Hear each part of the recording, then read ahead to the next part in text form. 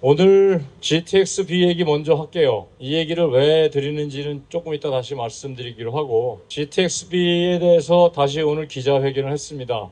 그런데 선거 막바지가 되니까 아마 기자분들이 쓰시는 게 좀 조심스러운 것 같아요. 자, 핵심은 이겁니다. 육동환 후보는 GTX-B가 확정되었다고 얘기를 했고, 우리 캠프에서는 GTX-B가 추진 중이다. 거짓말을 하지 마라. 라고 얘기를 했습니다. 그랬더니 아니 그거는 당신네 도지사도 그렇고 또 노영호 의원도 그렇고 확정이라고 표현을 했었다. 왜 당신들 팀에서 그렇게 얘기했는데 나한테 그러느냐. 더 재밌는 거는 지난번에도 말씀드렸던 것처럼 강원도 도지사 후보 두 분 다 확정이 아니라 추진이라고 표시했다는 건 이미 들으셨을 거고요. 가평 군수를 찾아봤습니다. 그러면 가평 군수는 어떻게 표시를 할 수 있을까?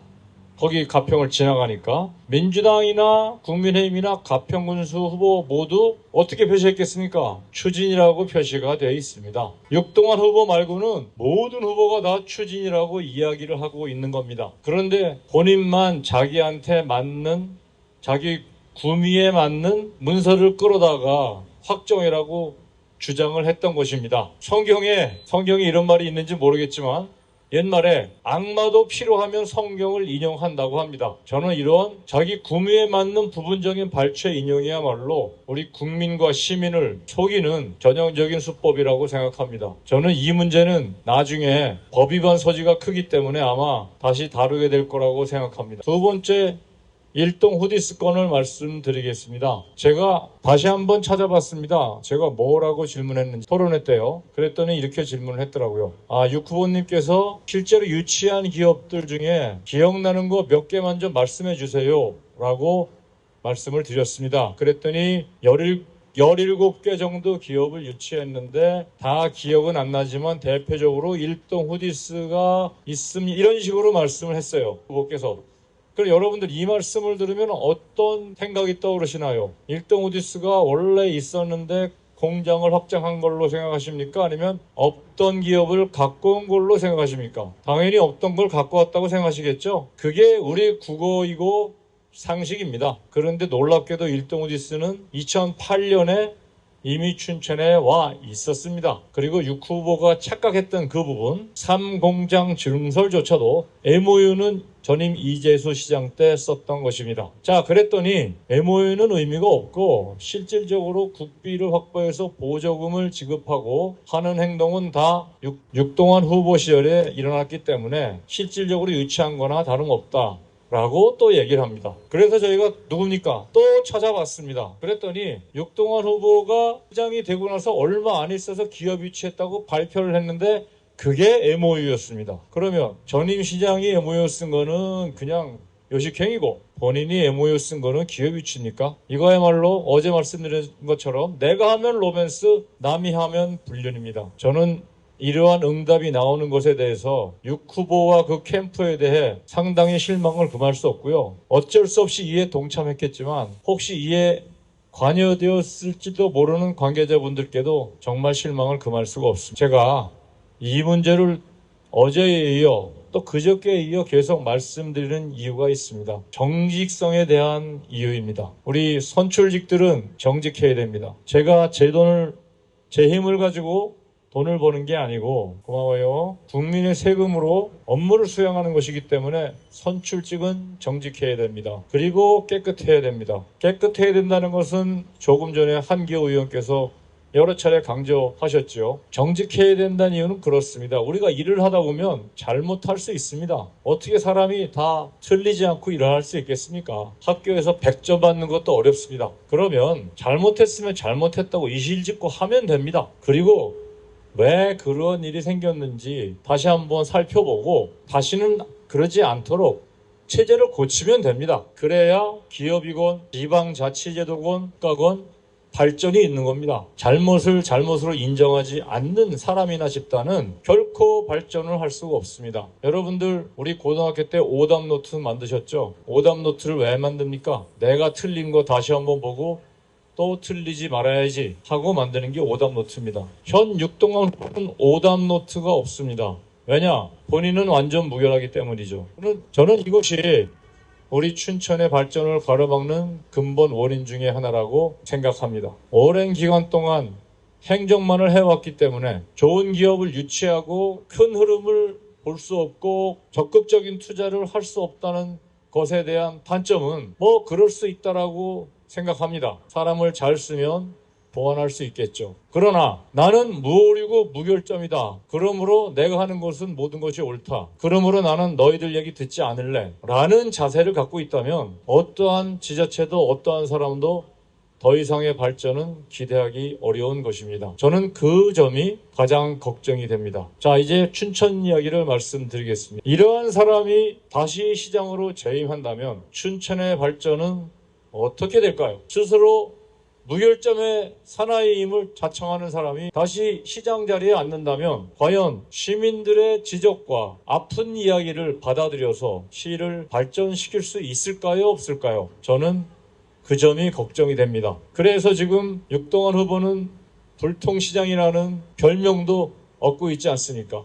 그 불통이라는 것이 감사합니다. 쓰레기 잘 치우고 또 뭐 하수 잘 처리해주고 또 무슨 민원 주차 민원 해결해주고 그런 거 안 해준다고 해서 불통만은 아닙니다. 그런 것도 불통이죠. 당연히 불통입니다. 그러나 시 발전을 위한 긍정적인 제안, 시에 투자를 하겠다는 기업들의 제안, 그걸 위해서 해결해줘야 할 민원 이런 것들에 대해서 적극적으로 풀지 못하면 그게 더 큰 불통인 겁니다. 저는 춘천이 더 이상 발전하지 못하고 제가 싫어하는 시나리오, 우상호 후보가 도지사가 되고 육동환 시장이 다시 시청에 들어가 앉게 된다면 시장으로서 도청사 이전 어떻게 될지 알 수 없다고 저는 생각합니다.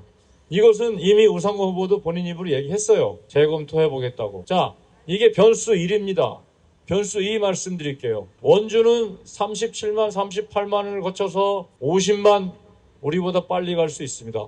춘천은 지금처럼 하다가는 30만도 넘어설 수 없습니다. 그러면 강원도 내에 50만짜리 도시가 하나 있고 30만도 채 안 되는 도시가 하나 있게 되면 도청 소재지가 어디로 가게 되겠습니까? 춘천 시민 여러분, 춘천시가 본래부터 도청 소재지가 아니었던 거 아십니까? 조선시대 400년 동안 강원도 지역, 충청도 북부를 포함한 곳에 우리로 치면 도청 소재지는 원주였습니다. 춘천으로 도청 소재지가 옮겨진 것은 조선시대 말 고종 때 봉이산 밑에 이궁이라는 것이 생길 때입니다. 이 이궁은 피신을 위한 궁궐입니다. 서울에 문제가 생겼을 때 왕이 피신할 곳으로 만든 게 이궁입니다.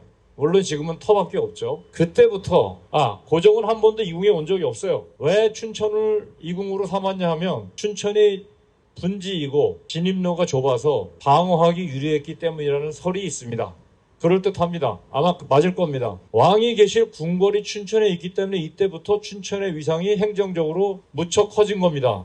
물론 신라시대까지 넘어가면 춘천은 나름대로의 지방 수도이긴 했습니다. 이궁이 옴으로써 춘천의 행정적 위치가 강해지고 그것이 일제시대로까지 연결이 되고 춘천이 강원도의 도청 소재지로서 위상을 자리매김하게 된 것입니다. 이렇게 따지고 보면 도청 소재지로서의 춘천의 역사는 100년이 조금 넘습니다. 자, 그러면 제가 악몽의 시나리오를 하나 말씀드려볼게요. 원주 계신 분들이 원주는 400년 이상 도청 소재지였다. 춘천은 고작 100년 좀 넘지 않았냐. 원주의 크기는 춘천의 거의 2배다. 그러면 이제는 옮길 때가 되지 않았냐라고 물어본다면 물론 지금 얘기 아닙니다. 그때 춘천은 뭐라고 답을 할 수 있겠습니까? 저는 춘천이 우리의 위상을 유지하려면 2가지를 반드시 지금 해야 된다고 생각합니다. 첫째는 도청사는 반드시 계획대로 고운리로 옮겨야 합니다. 원도심 활성화는 그거대로 추진하고 고운리로 도청사를 옮겨서 쇠말뚝을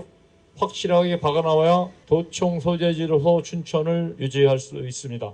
그리고 실질적으로 춘천의 규모를 지금보다 대폭 키워야 합니다. 원주는 어떤 지자체장이 오든 간에 이미 성장의 탄력을 받았고 수도권으로부터 넘쳐나는 인력과 자본과 기업들이 원주로 흘러들고 있습니다. 그중에 일부는 춘천으로 오겠다고 하다가 못 온 곳도 있습니다. 원주는 가만히 있어도 성장하게 될 도시입니다.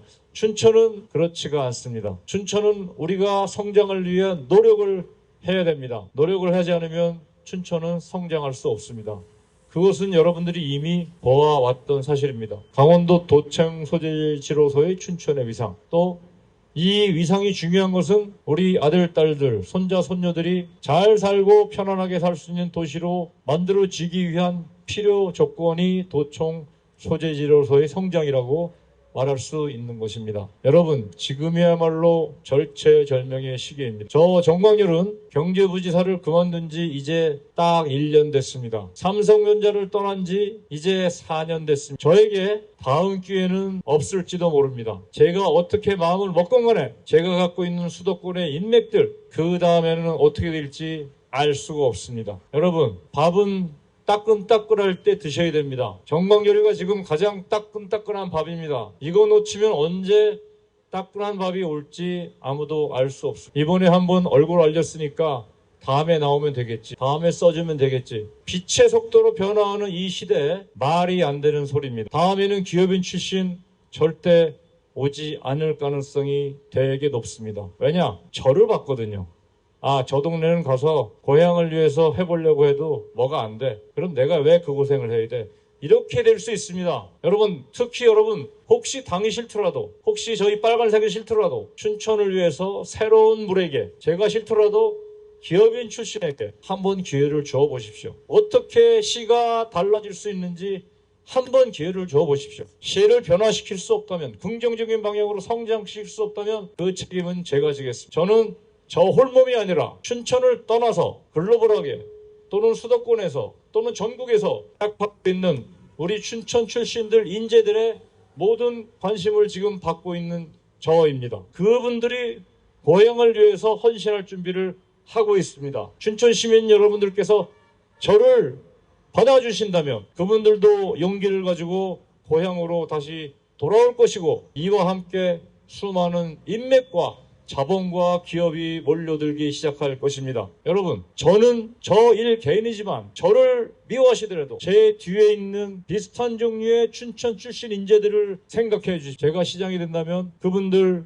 적극적으로 끌어들일 것이고, 앞으로 시민들께서도 시장이건 어떤 자리건 보다 넓은 인재풀로서 춘천을 발전시킬 수 있는 기회를 듬뿍 드리겠습니다. 여기까지가 제가 왜 지금이 중요한 시기인가를 말씀드렸습니다. 그리고 마지막으로 짧게, 김진태 지사 아들 결혼식 때 저도 몰랐습니다. 저도 무척 당황했습니다. 한 번도 아무한테 말씀 안 드린 건데요. 정말 무척 당황했습니다. 그래서 결혼식 끝나고 제가 지사방에 찾아가서 봉투 하나 드렸습니다. 돈 넣어서 5만 원 넣었습니다. 딱 5만 원 넣습니다. 그만큼 김진태 지사 철저한 사람입니다. 우리가 모든 문제는 돈에서 시작하고 돈에서 끝. 돈에 철저한 사람이 일을 말끔하게 할 수 있습니다. 인간적으로 좋거나 싫을 수 있지만 공적으로는 돈에 깨끗해야 기본이고 일이 성공할 수 있는 것입니다. 김진태 지사 꼭 뽑아주시고 저 정광열도 꼭 뽑으셔서 우리 춘천이